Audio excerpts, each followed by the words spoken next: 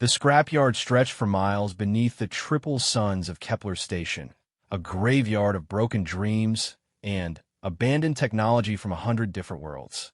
Marcus Chun wiped the sweat from his forehead with a grease-stained rag, squinting through the heat shimmer at the latest arrival. The massive hauler groaned as it deposited its cargo with a thunderous crash that sent dust clouds billowing across the yard.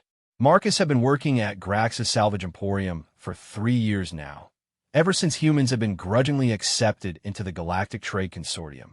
It wasn't glamorous work, but it paid the bills and kept him far from Earth's overcrowded cities. Plus, there was something satisfying about bringing dead machines back to life, even if most aliens thought humans were barely capable of understanding basic technology. Grax himself slithered over on his 6 tentacle-like appendages, his bulbous head glistening with the secretion that helped regulate his body temperature. The Vorthack salvage dealer had taken a chance hiring Marcus when no other establishment would even consider a human employee. Most species in the consortium viewed humans as primitive newcomers, barely past the stage of banging rocks together. New shipment from the Zealot Empire. Grax gurgled through his translator collar. Military surplus. Most of it is slag, but there might be some useful components. Sort through it and tag anything salvageable. Marcus nodded, already moving toward the fresh pile of twisted metal and scorched components. The Zealot Empire was one of the oldest spacefaring civilizations, their technology so advanced that even their discarded junk could fetch decent prices on the black market. He pulled on his work gloves and began the methodical process of examination. Hours passed as he worked under the blazing suns. Most of the haul was indeed worthless. Armor plating fused beyond recovery. Weapon systems with their power cores deliberately destroyed to prevent reverse engineering. Standard military disposal protocol. But then his hand brushed against something different. It was partially buried beneath a twisted beam, just another chunk of metal at first glance. But something about its shape made him pause. Marcus carefully excavated it, revealing what appeared to be some kind of engine or power unit. It was about the size of a compact car, its surface covered in intricate patterns that seemed to shift and change as he looked at them from different angles. The casing was damaged, split open along one side to reveal internal components that defied immediate understanding. Crystalline structures intertwined with what looked like organic conduits, all surrounding a central core that pulsed with the faintest suggestion of light. Even dormant, perhaps dead for decades, it radiated an aura of sophisticated engineering. Marcus ran his diagnostic scanner over it, frowning at the results. The readings were all over the place. Energy signatures that shouldn't exist, material compositions that the scanner couldn't identify. According to the device, the object was simultaneously made of nothing and everything, existing in states that violated several laws of physics. Find something interesting, human. The voice made Marcus jump. Crix, one of the other salvage workers, loomed over him. The Draconian stood 8 feet tall, his scales a dull bronze color that indicated his low social status among his people.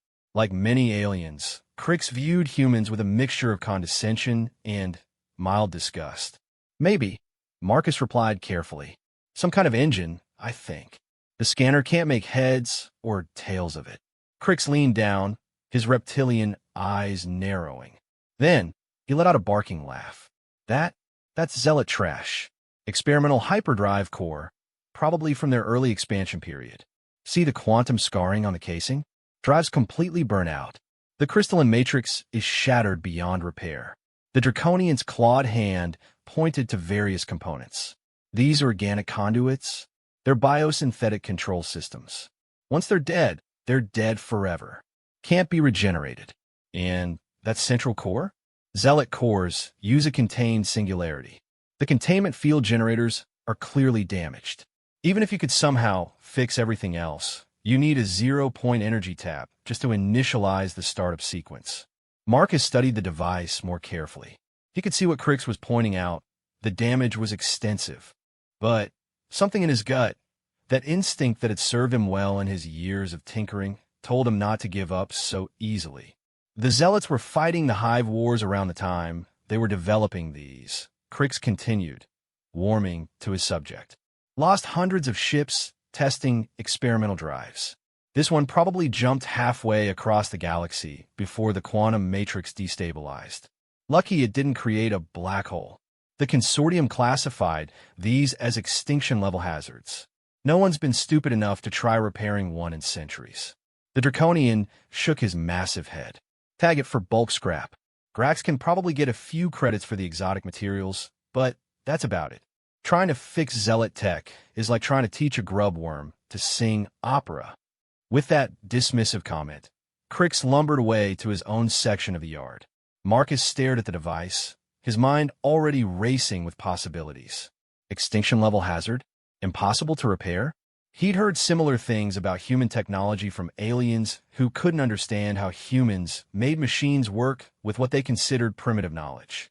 The truth was, humans approached technology differently than most species. Where others saw rigid rules and impossibilities, humans saw challenges and opportunities. It was why humanity had gone from first flight to faster-than-light travel in less than 300 years, a feat that had taken most species millennia. Marcus made a decision. Instead of tagging the device for scrap, he carefully loaded it onto a hover sled. Grax had a policy. Workers could claim one item per month from the scrap as part of their compensation, provided it was tagged as worthless. And, according to everyone who mattered, this Zealot drive core was exactly that. The workshop Marcus had cobbled together in his quarters was cramped but well-equipped. Over the years, he'd salvaged tools and diagnostic equipment from dozens of different species, creating a unique hybrid workspace. He'd spent countless off-hours here, learning by doing, teaching himself the principles of alien technology through trial and error. He positioned the drive core on his main workbench, surrounding it with every scanner and analysis tool he had. The first step was understanding what he was dealing with. Marcus pulled up his datapad and began searching through technical databases, looking for any information on Zealot hyperdrive technology. What he found was frustratingly limited. The Zealot Empire guarded their technical secrets jealously, and what little information existed in public databases was either heavily censored or theoretical speculation. But Marcus had learned to read between the lines, to piece together fragments of information like a puzzle. The biosynthetic conduits, for instance. Most species assumed they were simply organic superconductors, but Marcus noticed references to adaptive response patterns and learning matrices. What if they weren't just conduits, but a form of biological computer capable of self-repair under the right conditions? He worked through the night, carefully mapping every component, every connection. The crystalline matrix that Crix had dismissed as shattered showed an interesting property under deep scanning. The crystals weren't broken so much as dormant, their lattice structure intact but inactive. They reminded Marcus of certain Earth crystals that could be regrown from seed fragments under the right conditions. The containment field generators were indeed damaged, but as Marcus studied them, he realized the damage was surprisingly uniform. It looked less like random failure and more like a deliberate shutdown, as if the drive had tried to protect itself when something went wrong. The generators themselves were based on principles Marcus recognized from his study of exotic matter manipulation. Days turned into weeks as Marcus spent every free moment working on the drive. He told no one about his project, knowing the mockery it would invite. A primitive human trying to repair advanced Zealot technology, it would confirm every prejudice his co-workers harbored. His breakthrough came from an unexpected source. While researching biosynthetic materials, Marcus stumbled across a paper by a human scientist on Earth who was working with engineered bacteria that could conduct electricity. The bacteria formed living circuits that could adapt and self-repair. The principle was remarkably similar to what he was seeing in the Zealot conduits. What if the conduits weren't dead, but dormant? What if they just needed the right stimulus to regenerate? Marcus began experimenting with various energy inputs and chemical solutions. He tried electrical current, which did nothing. He tried exotic radiation, which made his Geiger counter scream, but left the conduits unchanged. Then, on a hunch, he tried something no alien would consider. He introduced a sample of Earth bacteria that had been modified for electrical conduction. The result was immediate and startling. The biosynthetic conduits began to glow faintly, and under the microscope, Marcus could see the alien material beginning to interact with the Earth bacteria. It wasn't rejection or destruction, it was integration. The Zealot biotechnology was learning from the Earth organisms, adapting their properties for its own use. Within hours, the conduits showed signs of regeneration. The dull, lifeless gray began to shift to a healthy blue-green color. Electrical readings showed increasing conductivity. The biosynthetic material was coming back to life. Excited by this success, Marcus turned his attention to the crystalline matrix. If the conduits could regenerate, perhaps the crystals could too. He studied their structure more carefully, noting how they seemed to be arranged in a complex, three-dimensional pattern. It reminded him of something, but he couldn't quite place it. The answer came while he was eating dinner, absently stirring sugar into his coffee. As the crystals dissolved and reformed in the hot liquid, Marcus had his eureka moment. The Zealot crystals weren't solid state. They were meant to exist in a solution, constantly dissolving and reforming in precise patterns. He rushed back to his workshop and began preparing a supersaturated solution of various exotic minerals. It took dozens of attempts to find the right combination, but finally, the dormant crystals began to show activity. Tiny new growths appeared at the damaged edges, slowly extending in fractal patterns that matched the original structure. The containment field generators proved the most challenging. The damage here was real, not just dormancy. Several key components were fused beyond recovery. But as Marcus studied the overall design, he began to see possibilities. The generators were over-engineered, with multiple redundancies. What if he could reroute the field generation through the backup systems? It would require precise calibration and some creative rewiring, but it was theoretically possible. Marcus began the delicate work, using techniques he developed for repairing human technology that had been deemed irreparable. Sometimes, the solution wasn't to fix what was broken, but to find a new path around the damage. 3 months after he'd found the drive core, Marcus stood before a device that looked very different from the broken hulk he'd salvaged. The biosynthetic conduits pulsed with a healthy blue-green glow. The crystalline matrix sparkled with new growth, the patterns now complete and mesmerizing in their complexity. The containment field generators hummed with potential energy. But would it work? Marcus had repaired the components, but integrating them into a functional whole was another matter entirely. The zero-point energy tap that Crix had mentioned was beyond his ability to acquire or create. But Marcus had studied the power requirements, and he thought he'd found an alternative. Human technology had developed efficient fusion reactors that, while primitive by galactic standards, produced clean and abundant energy. Marcus had salvaged a micro-fusion unit from a damaged human shuttle. It wasn't as elegant as a zero-point energy tap, but if his calculations were correct, it could provide enough power for initial activation. He connected the fusion unit to the drive core, his hands steady despite the excitement coursing through his veins. According to everything he'd learned, what he was about to attempt was impossible. The mix of technologies, Zealot, human, and his own hybrid solutions had never been tried before. Marcus initiated the startup sequence, watching as power flowed through the regenerated conduits. The crystalline matrix began to resonate, creating harmonics that made his teeth ache. The containment field flickered to life, and for the first time in possibly centuries, the central core began to glow with its own internal light. Warning lights flashed on his makeshift control panel. Power fluctuations, field instabilities, resonance cascades, a dozen different alarms screamed for attention. Marcus worked frantically, adjusting parameters, rerouting power, dampening oscillations. It was like conducting an orchestra where every instrument was playing a different song, and he had to somehow make them harmonize.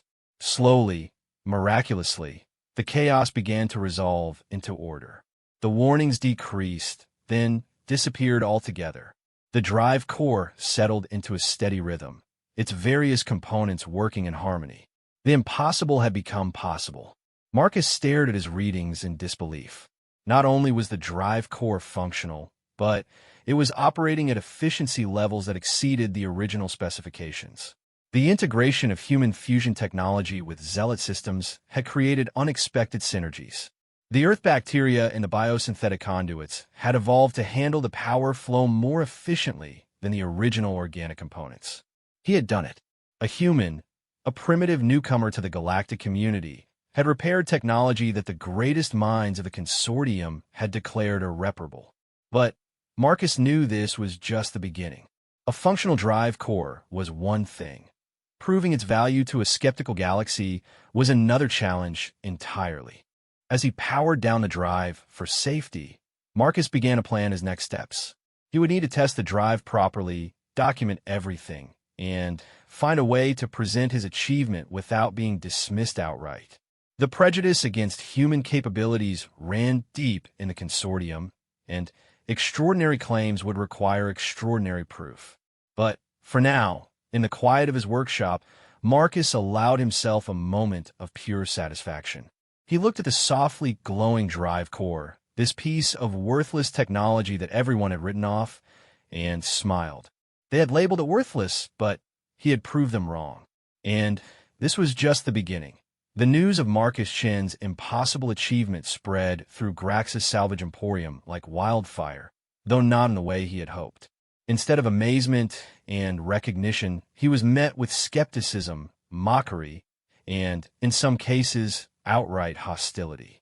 The very idea that a human could repair advanced zealot technology was so absurd to most aliens that they assumed it was either a hoax or a dangerously unstable accident waiting to happen.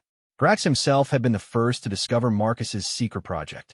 The Vorthack had noticed unusual power draws from Marcus's quarters and had come to investigate, fearing his human employee might be running some kind of illegal operation. What he found instead left him speechless, a rare state for the usually talkative salvage dealer. The drive core sat on Marcus's workbench, humming with controlled energy.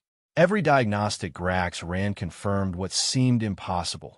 The unit was not just functional, but operating at peak efficiency. The biosynthetic conduits pulsed with life. The crystalline matrix sparkled with perfect geometric precision, and the containment field held steady without so much as a fluctuation. "Ow!" Grax had asked, his tentacles writhing in agitation. This is zealot technology. Their own engineers declared these units irreparable. The consortium's best scientists couldn't crack the biosynthetic regeneration process. Marcus had explained his methods, the fusion of human innovation with alien technology, the use of Earth bacteria to regenerate the conduits, the creative workarounds for the damaged systems. But he could see the disbelief in Grax's multifaceted eyes. It wasn't that the Vorthack thought Marcus was lying. The evidence was right there. It was that accepting the truth meant reevaluating everything he believed about human capabilities. Word spread quickly through the salvage yard. Within days, every worker knew about the human who claimed to have fixed zealot technology. The reactions were predictable. Crix, the draconian who had originally dismissed the drive as worthless, was particularly vocal in his skepticism. "It's a trick," Crix declared to anyone who would listen. "The human found a partially functional unit and is pretending he repaired it. Or worse, he's created some unstable hybrid that will explode and take half the station with it. You know how reckless humans are with technology they don't understand."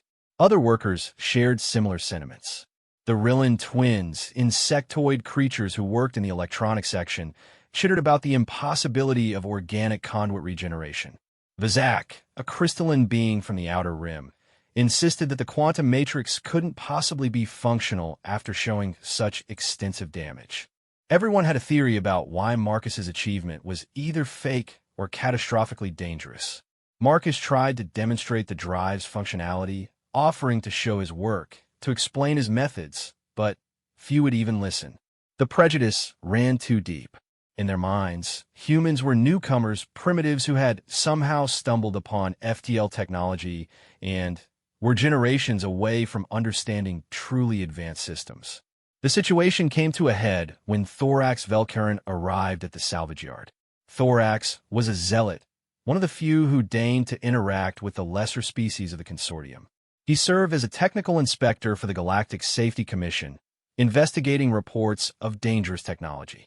Someone, Marcus suspected Crix, had filed a complaint about an unstable Zealot drive core being illegally modified. Thorax stood 9 feet tall, his elongated frame covered in bioarmor that shifted and adapted to his environment. His 4 arms moved independently as he examined the drive core, while his primary eyes, all 6 of them, focused on different aspects of the device simultaneously. His secondary sensor organs, which could perceive across the entire electromagnetic spectrum, swept over every component. Marcus watched nervously as the Zealot inspector worked in silence. The examination took hours, with Thorax using instruments that Marcus couldn't begin to identify. Several times, the alien made sounds that the translator couldn't interpret, possibly expressions of surprise or disbelief. Finally, Thorax straightened to his full height and turned to face the assembled crowd. Grax was there, along with most of the salvage yard workers. Even some employees from neighboring businesses had come to witness what they expected to be Marcus's humiliation. This device, Thorax began, his voice resonating with harmonics that made the universal translator struggle, is a Model VX-9 experimental hyperdrive core from our 3rd expansion period. Records indicate that all units of this type were destroyed or lost during the Hive Wars. They were classified as irreparable due to the quantum scarring that occurs when the crystalline matrix destabilizes. Murmurs ran through the crowd. This was exactly what they expected to hear. However, Thorax continued, raising one of his primary hands for silence. This unit is not only functional, but operating at approximately 117% of its original design specifications. The biosynthetic conduits show signs of regeneration using a method that our own engineers never conceived. The integration of human fusion technology has created efficiency gains that we thought theoretically impossible. The silence that followed was deafening. Marcus could see the disbelief on alien faces, the inability to process what they were hearing. "This is not mere repair," Thorax said, his voice taking on an odd quality that might have been respect. "This is innovation. The human has not simply fixed our technology, he has improved upon it. The safety protocols are intact, the containment is stable, and the power output exceeds anything we achieved with the original design." Crick stepped forward, his scales flushed with agitation. But that's impossible. Humans don't have the knowledge, the understanding of quantum mechanics, that the evidence suggests otherwise, Thorax interrupted. "Unless you are questioning my expertise?" The Draconian quickly backed down. No one questioned a Zealot's technical assessment, especially not a certified inspector.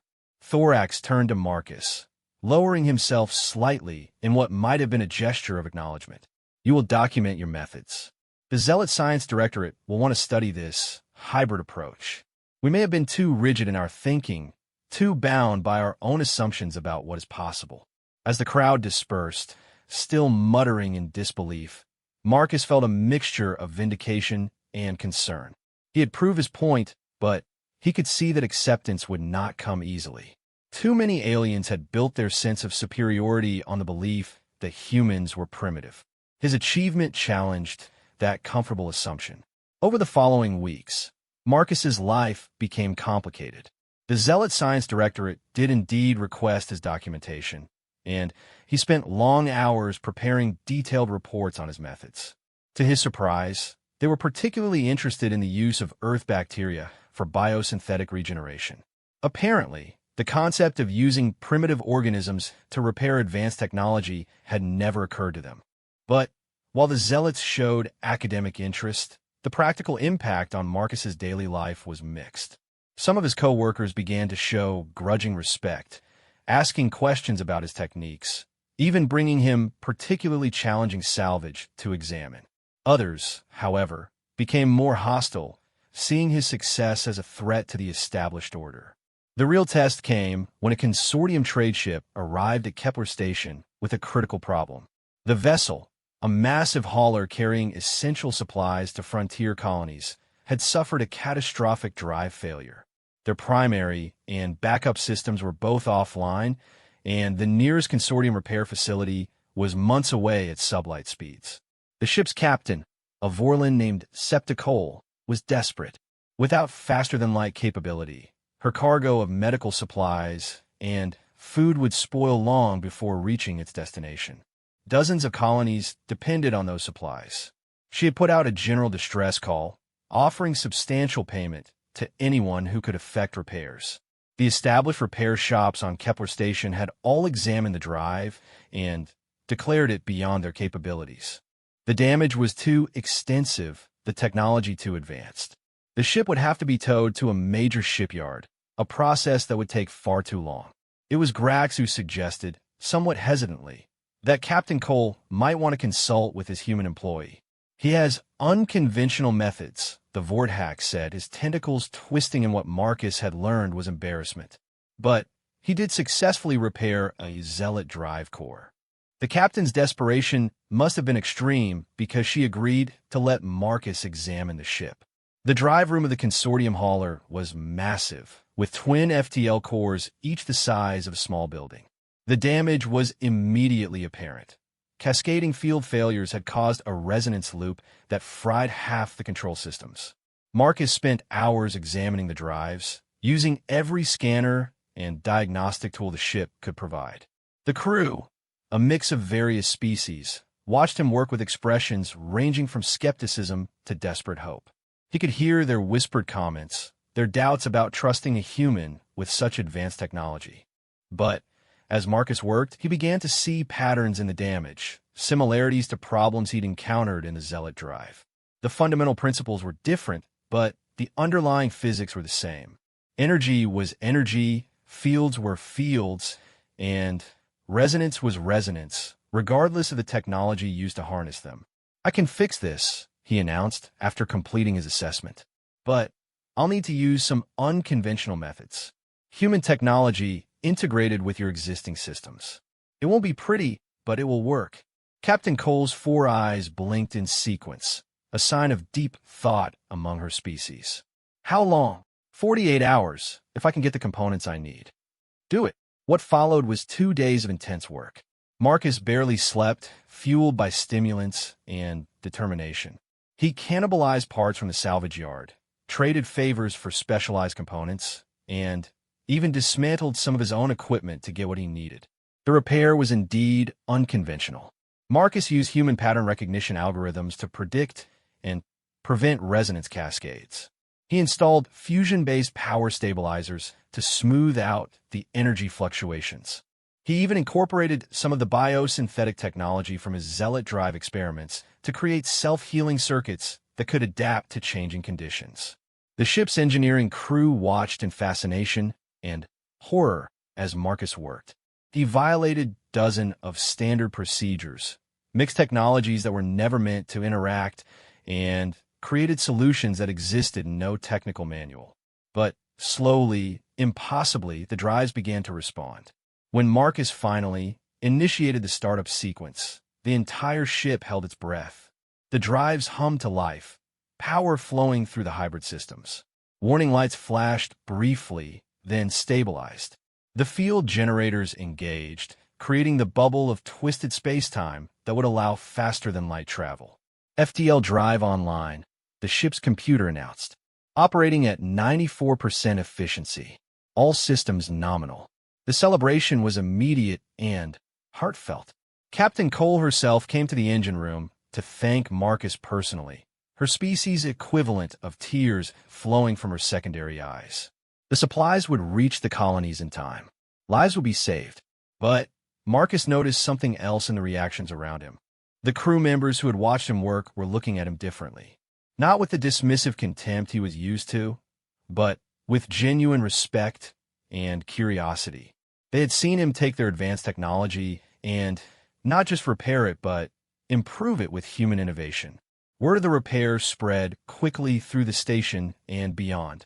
The grateful captain made sure everyone knew that a human had saved her ship and cargo.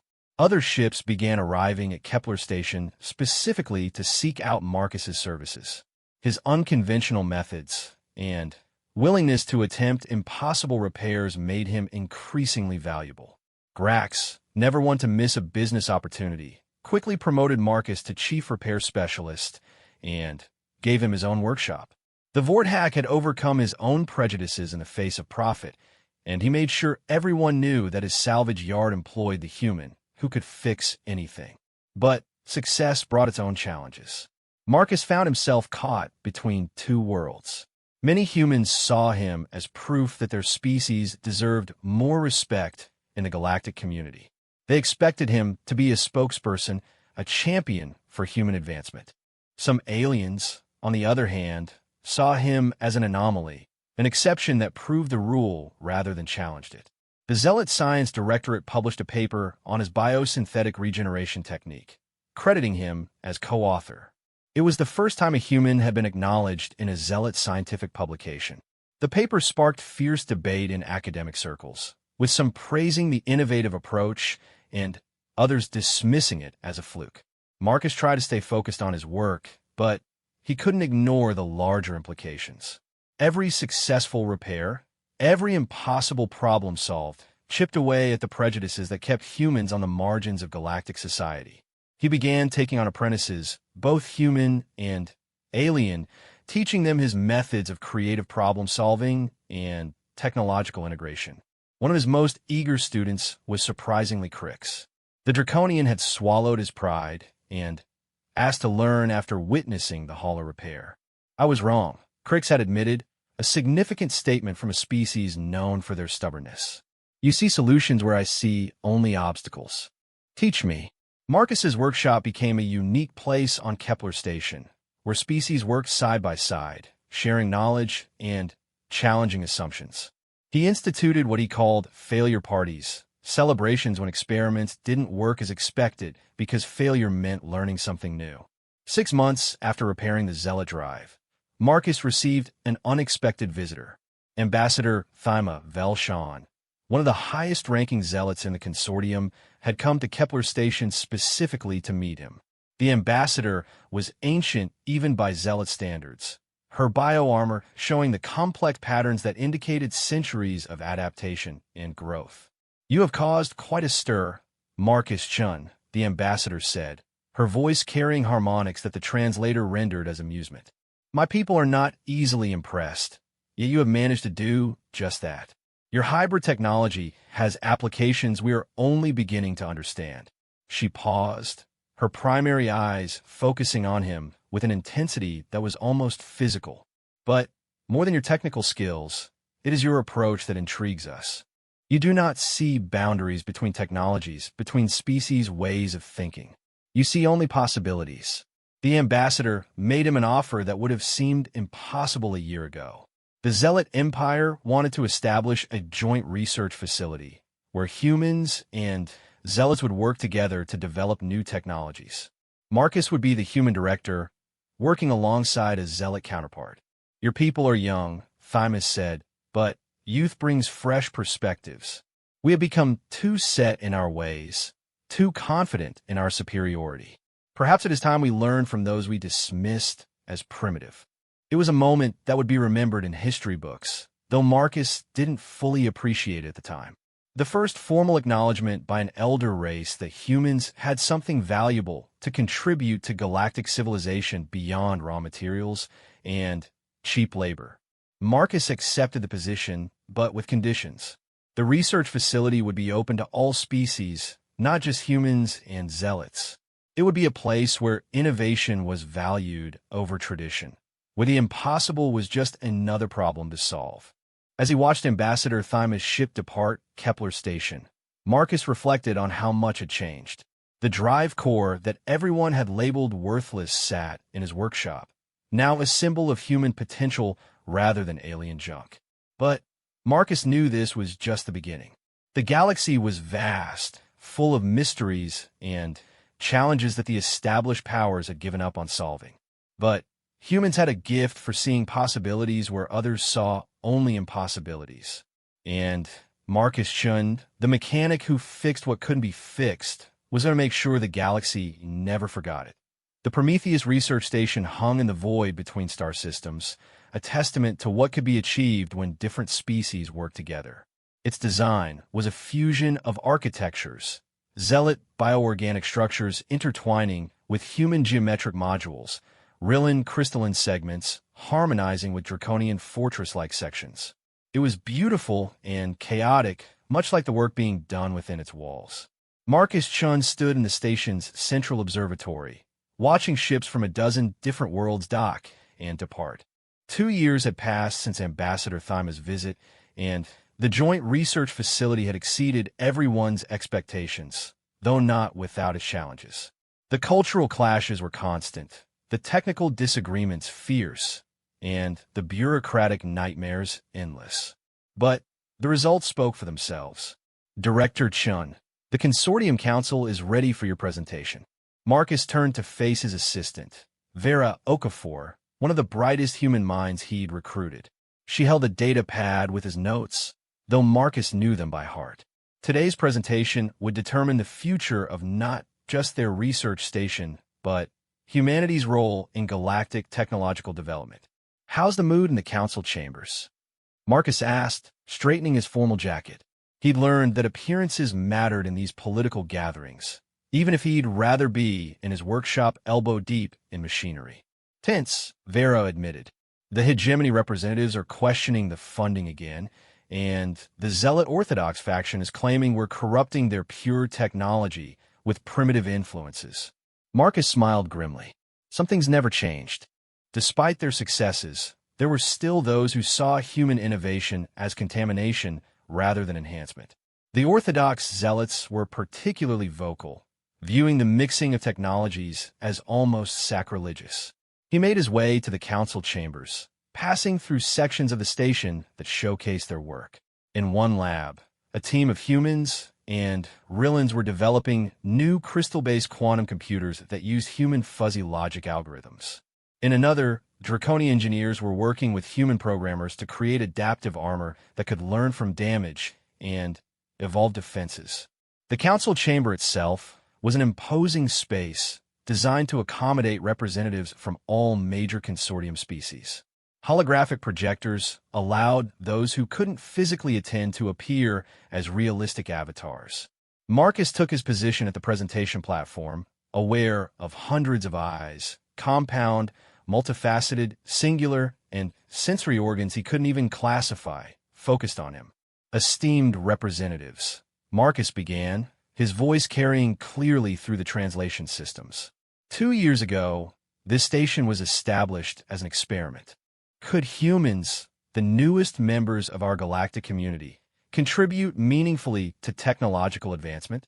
Today, I stand before you with the answer.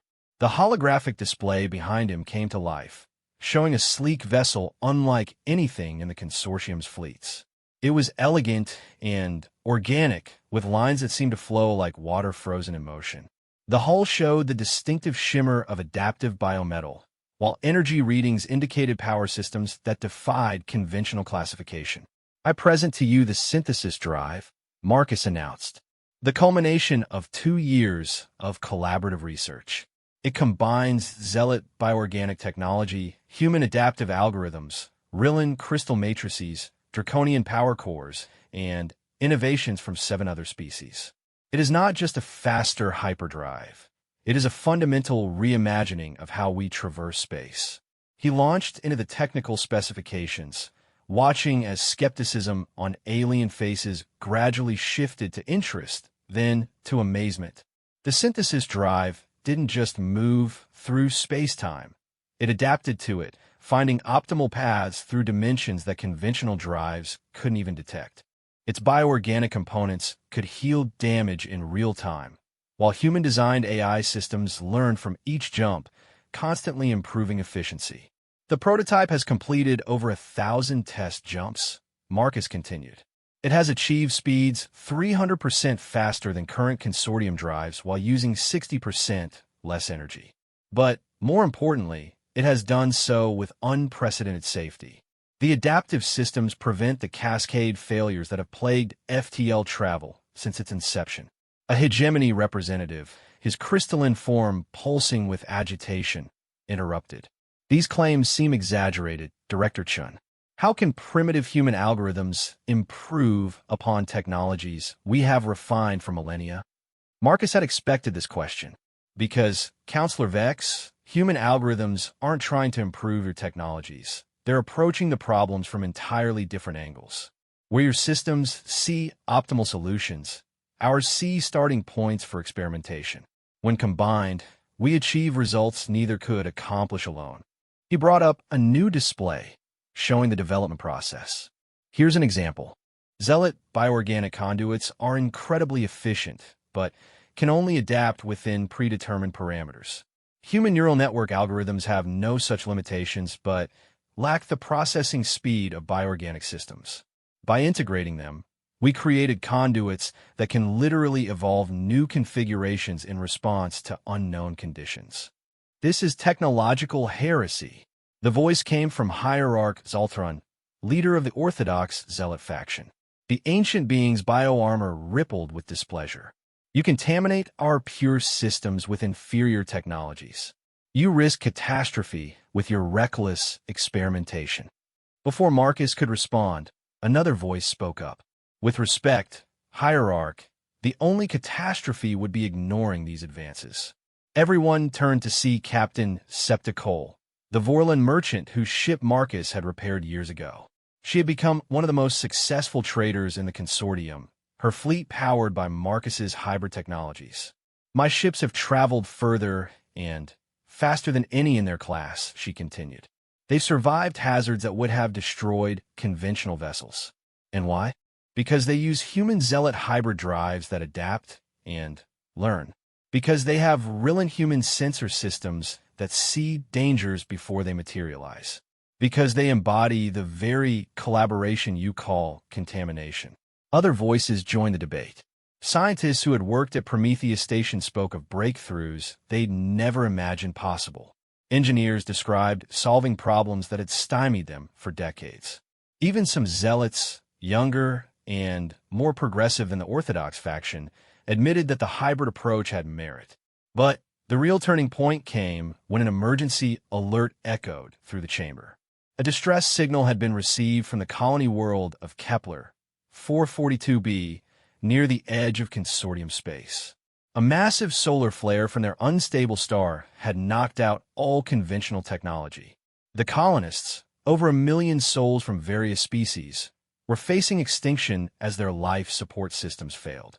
The nearest rescue fleet is 8 days away at maximum FTL speed, the emergency coordinator announced. By then, the implication was clear. By then, it would be far too late. Marcus stepped forward. The synthesis drive can make it in 2 days, and our hybrid technologies include radiation-hardened systems that can function in the interference. Give me a ship and a volunteer crew, and we'll prove that what we've built here isn't just theory. The council erupted in debate, but time was a factor they couldn't ignore. Within an hour, Marcus had his authorization and was racing to the dock where their prototype vessel waited. He wasn't surprised to find a mixed crew of volunteers already assembled. Humans, zealots, Rillans, even a few Draconians who had worked on the project. Crix was among them, the Draconian who had once dismissed him, now serving as his chief engineering assistant. You didn't think we'd let you have all the glory, did you?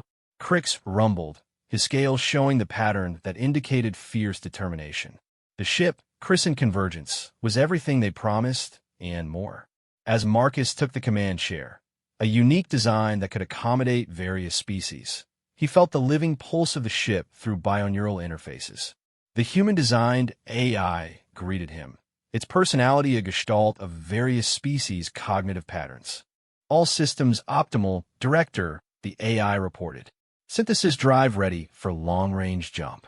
Plotting course to Kepler 442b. Engage. The jump was unlike anything Marcus had experienced. Instead of the violent wrenching of conventional FTL, the synthesis drive seemed to flow through space-time like water through a river channel. The bioorganic components sang in harmonics that the human parts of the ship interpreted as data streams. The crystalline matrices focused energies that the adaptive algorithms shaped into perfect efficiency. They emerged from hyperspace at the edge of the Kepler 442b system to a scene of chaos. The colony's sun writhed with unprecedented activity, sending out flares that would have crippled any conventional ship. But Convergence's adaptive hull shifted its properties in real time, the biometal learning from each radiation burst and adjusting its defenses. Colony life signs are fading, Vera reported from the sensor station. Their underground shelters are failing. Estimate total system collapse in 18 hours.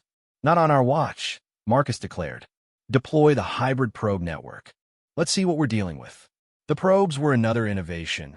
Rillan crystal sensors with human pattern recognition, wrapped in zealot bioorganic shells that could survive almost any environment. They scattered across the planet's surface, feeding data back to the ship's hybrid intelligence. The situation was worse than the distress signal indicated. The solar radiation had created a feedback loop in the planet's magnetic field.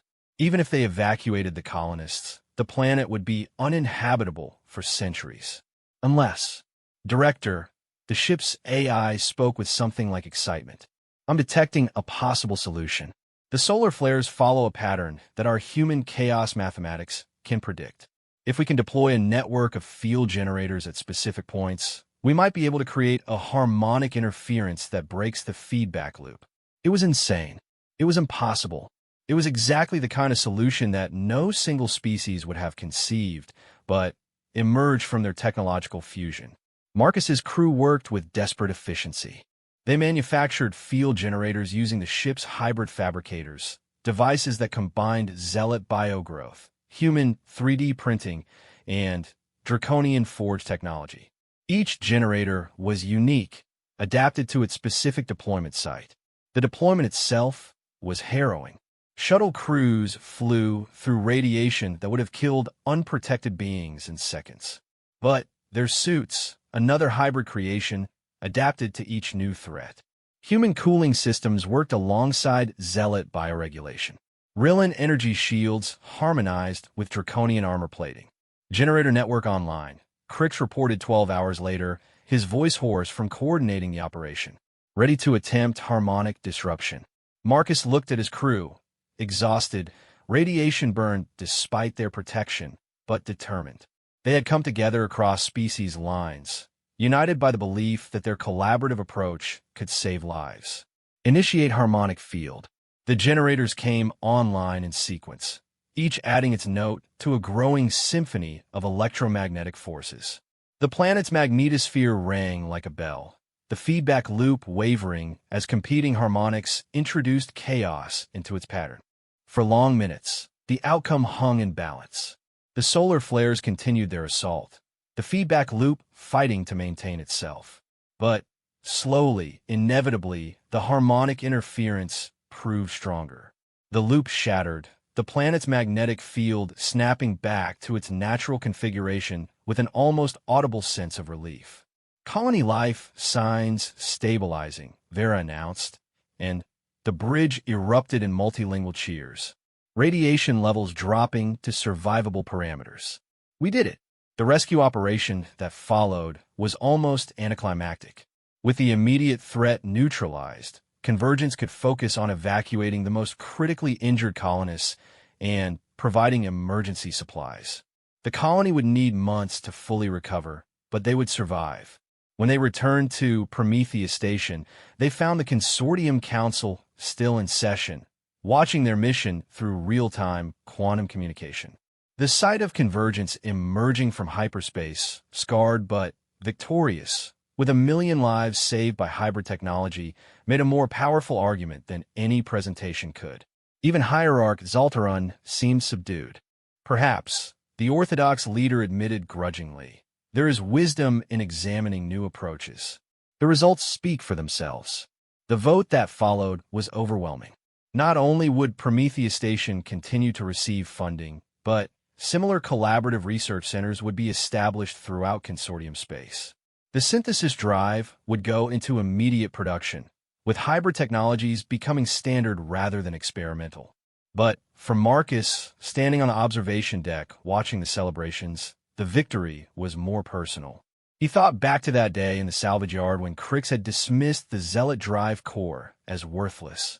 How many other worthless innovations were waiting out there, dismissed because they didn't fit conventional thinking?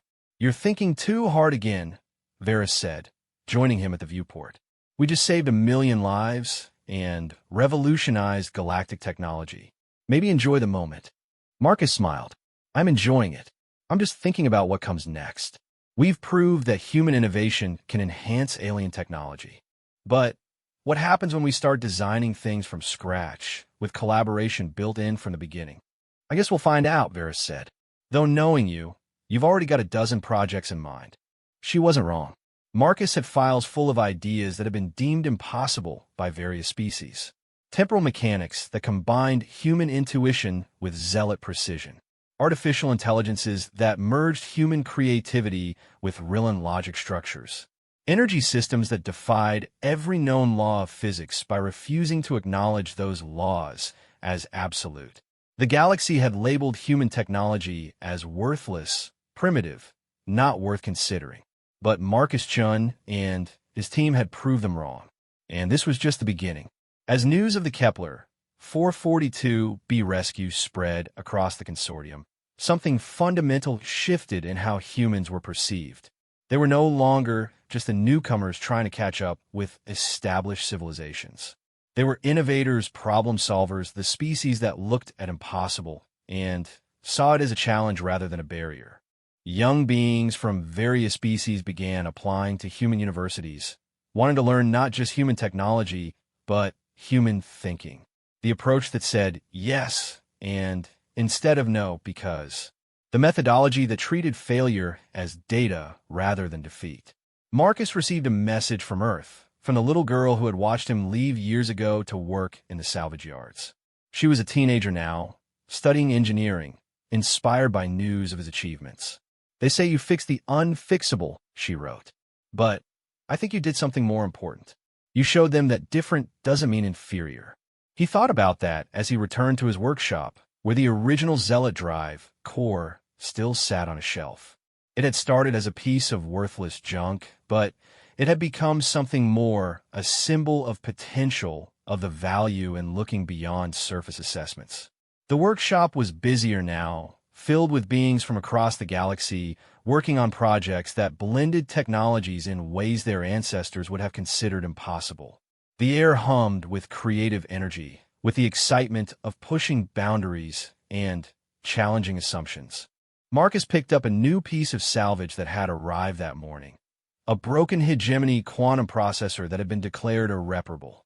He turned it over in his hands, already seeing possibilities where others saw only failure.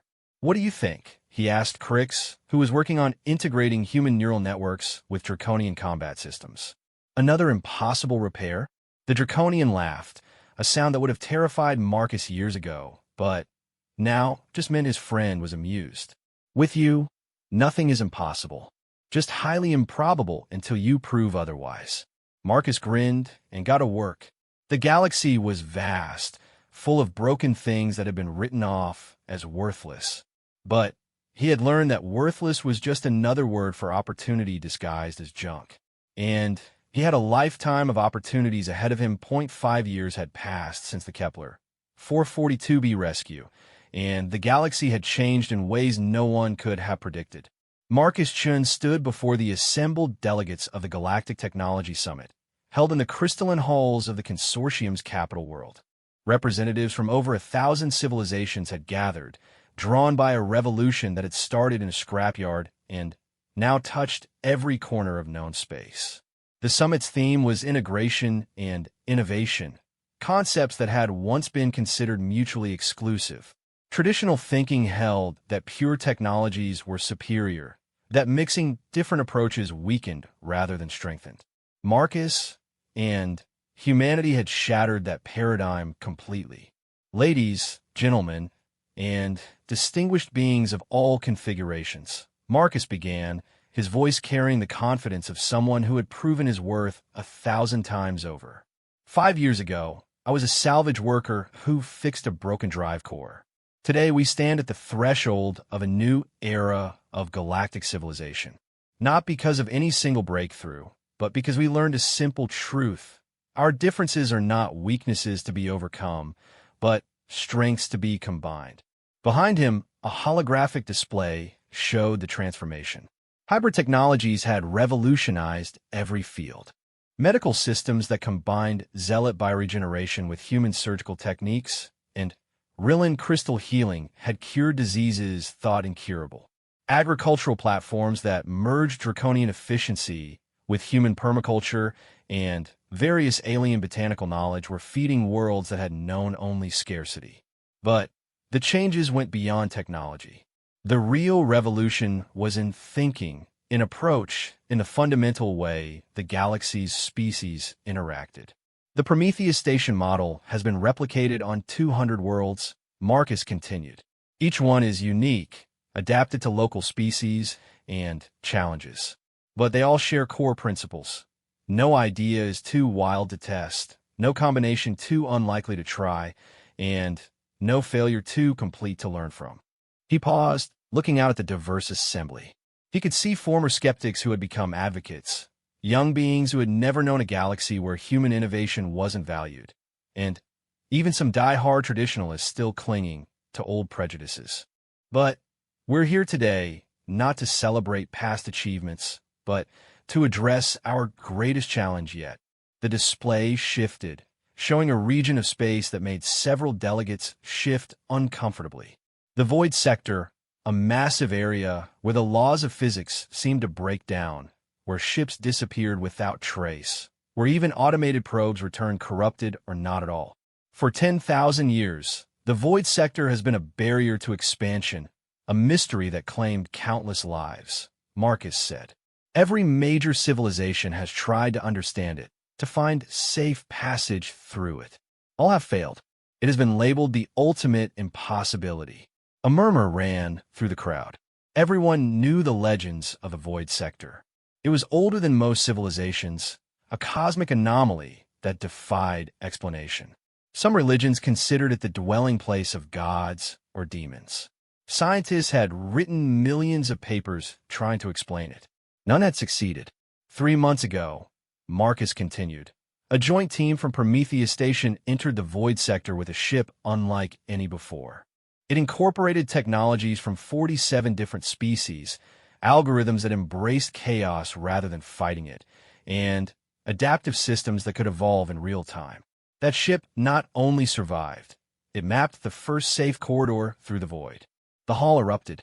Delegates stood, their various forms of surprise and disbelief creating a cacophony that overwhelmed the translators. Marcus waited for the chaos to subside, a slight smile on his face.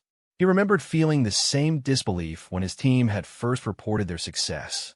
The key, he explained once order was restored, was not trying to impose our understanding on the void, but learning to adapt to its rules, or lack thereof. Human chaos theory suggested that what seemed random might have deeper patterns. Zealot biotechnology could evolve to match those patterns. Rillan crystals could resonate with frequencies we couldn't even perceive. Draconian structural engineering could maintain integrity when the laws of physics fluctuated. He brought up images from the expedition. Impossible vistas where space folded in on itself. Regions where time flowed backwards. Pockets of universe where entirely different physical laws held sway. The ship designation paradigm had recorded it all, its hybrid systems adapting to each new impossibility. But the true discovery wasn't the passage through the void, Marcus said, his voice dropping to draw the audience in. It was what we found at its heart. The display showed a structure that defied description. It was simultaneously ancient and newly formed, solid and ethereal, massive and infinitesimal. Energy readings showed it was artificial, but created by no known technology or civilization. We call it the archive, Marcus explained. It appears to be a repository of knowledge from civilizations that predate any in our records. But it's locked, protected by puzzles and challenges that no single species can solve. We've tried. The only way to access it is through true collaboration, through the mixing of technologies and thinking that orthodoxy once forbade. Hierarchs, the orthodox zealot leader who had once been Marcus's fiercest critic, stood slowly. Age had mellowed him somewhat, and the successes of hybrid technology had forced him to reconsider many positions. But this was different. You speak of things that should not be disturbed, Director Chun, the ancient being said. Some knowledge is forbidden for good reason. What if this archive contains dangers we cannot comprehend? Then, we'll face them together, Marcus replied simply. Every advance in our history has carried risk. The first species to achieve spaceflight risked destruction. The first to attempt FDL travel risked being lost in dimensions we didn't understand. But we tried anyway because the alternative, stagnation, limitation, slow decay, was worse. And if we're not ready, this from Hegemony Counselor, crystalline form pulsing with concern. Then we'll learn and grow until we are, Marcus said. That's what we do. That's what this revolution has taught us. We don't accept limitations as permanent. We see them as challenges to overcome. The debate that followed was fierce but productive. For every voice of caution, there was one of enthusiasm. Young scientists spoke of the possibilities of technologies beyond imagination. Philosophers debated the implications of ancient knowledge. Engineers drew up plans for expeditions. In the end, the vote was closer than Marcus had hoped, but decisive enough. The consortium would support a full expedition to the archive with safeguards and oversight, but also with the freedom to innovate that had made their success possible. As delegates dispersed to carry the news to their worlds, Marcus found himself in a quiet alcove with an unexpected group. Crix was there, of course. The Draconian had become not just a colleague, but a true friend. Vera Okafor, now director of her own research station. Captain Septicole, whose merchant empire had grown on the strength of hybrid technologies. Even Grax had made the journey. The old Vorthack still running his salvage yard, but now serving as a consultant for identifying impossible technologies. You realize what you've started, don't you? Grax asked, his tentacles weaving complex patterns that indicated deep thought. This isn't just about technology anymore. You've changed how we think, how we see each other. Good, Vera interjected. It's about time. How many millennia did we waste with each species convinced of its own superiority? How many problems went unsolved because we couldn't see past our own approaches? The younglings don't even understand the old ways, Crix rumbled, but there was approval in his tone. My own hatchlings learned human mathematics alongside draconian combat forms. They see no contradiction in this. To them, mixing technologies is as natural as breathing. Marcus looked out at the stars visible through the crystalline walls. Each point of light represented a world, a civilization, countless beings whose lives had been touched by the changes they'd initiated. It was humbling and inspiring in equal measure. The archive expedition will need leaders, Captain Cole observed. I assume you'll be volunteering, Marcus? Actually, no, Marcus replied, surprising them all. I'll consult, advise, but the expedition should be led by the next generation. Those who grew up with integration as the norm rather than the exception.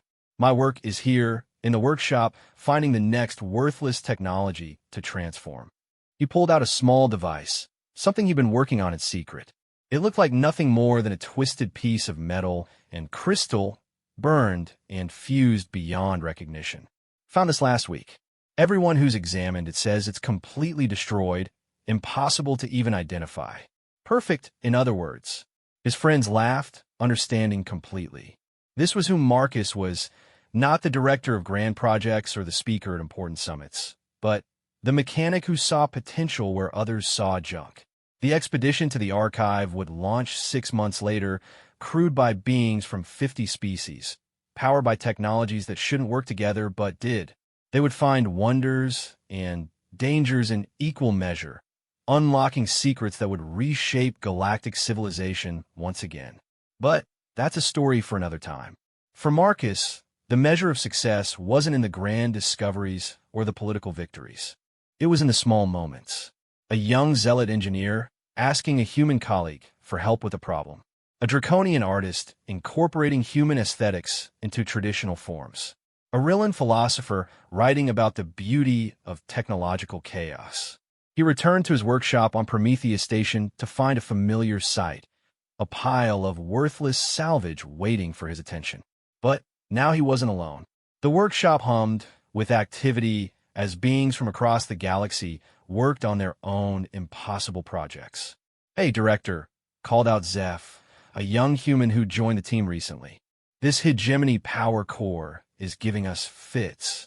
The quantum matrix is completely destabilized, and conventional theory says it can't be repaired without replacing the entire assembly." Marcus walked over, examining the device with practiced eyes. He could see why they were struggling. It was indeed badly damaged. By any reasonable standard, it should be scrapped. But reasonable standards were for people who accepted limitations. "What have you tried?" he asked. "Everything in the manual, plus a dozen variations," Zeph replied, frustration evident. "The quantum states won't stabilize no matter what we do." "Then stop trying to stabilize them," Marcus suggested. "What if instability is what we need? What if we design a system that uses the quantum flux instead of fighting it?" He saw the moment understanding dawned in the young engineer's eyes. That spark of insight when impossible became possible, when a problem transformed into an opportunity. It was the same spark he'd felt all those years ago with the Zealot drive core. "I'll need to integrate some human chaos controllers with Rillan probability crystals," Zeph mused, already lost in the possibilities. "Maybe add some biosynthetic regulators to adapt to the fluctuations." Marcus left him to it, smiling. This was the future, not grand pronouncements or political victories, but countless individuals refusing to accept that anything was truly worthless. Every broken component was a puzzle, every failed system a chance to try something new. He thought about Earth, about the humanity that had been dismissed as primitive when they first joined the galactic community. They'd been labeled worthless by civilizations that measured worth in technological advancement and conformity to established norms. But humans had brought something else, the stubborn refusal to accept impossible as an answer, the willingness to try combinations others wouldn't consider, the belief that different approaches could strengthen rather than weaken. The original Zealot drive core still sat on a shelf, now encased in crystal as a monument to possibility. Delegations often asked to see it, this piece of junk that had started a revolution. Marcus always obliged, but he made sure they understood the drive core wasn't special because of what it was, but because of what it represented. The willingness to look beyond surface assessments, to see potential where others saw failure. "Marcus," Vera's voice came over the communicator. "The archive expedition just sent their first report. You're going to want to see this." He made his way to the communication center, where a crowd had already gathered. The holographic display showed images from the expedition, structures within the archive that defied comprehension, technologies that seemed to operate on principles unknown to any current civilization. "The entry puzzles were exactly as you predicted," the expedition leader reported. "No single species could solve them alone. We needed draconian spatial reasoning combined with human lateral thinking, Zealot biorecognition, merged with Rillan harmonic analysis. It's as if the archive was designed to be opened only by civilizations that had learned to truly work together." The images that followed were breathtaking. Libraries of knowledge stored in formats that required hybrid technologies to access. Laboratories with equipment that only made sense when viewed through multiple species' perspectives simultaneously. Star maps showing regions of space no current civilization had explored. "We've only accessed the first level," the expedition leader continued. "Each deeper section requires more complex integration, more sophisticated hybrid approaches. It's going to take years, maybe decades, to unlock it all. But what we found already is going to change everything." Marcus felt a deep satisfaction, not because he'd been proven right, that had stopped mattering long ago, but because this discovery validated not just his work, but the fundamental principle he'd fought for, that diversity and integration were strengths, not weaknesses. As the presentation continued, showing wonder after wonder, Marcus quietly slipped away. He'd seen what he needed to see. The future was in capable hands, with beings who understood that the greatest discoveries came from combining different perspectives, different technologies, different ways of thinking. He returned to his workshop to find Zeph had made progress with the hegemony power core. The young engineer had indeed integrated human chaos controllers with Rillen crystals, creating a system that danced with the quantum fluctuations rather than fighting them. It was elegant, innovative, and completely impossible by conventional standards. "It works," Zeph exclaimed as Marcus entered. "The power output is actually higher than the original specifications. The instability becomes a feature, not a bug." "Of course it does," Marcus said with a smile. "That's what happens when you stop accepting limitations and start exploring possibilities." He looked around the workshop at all the beings working on their impossible projects.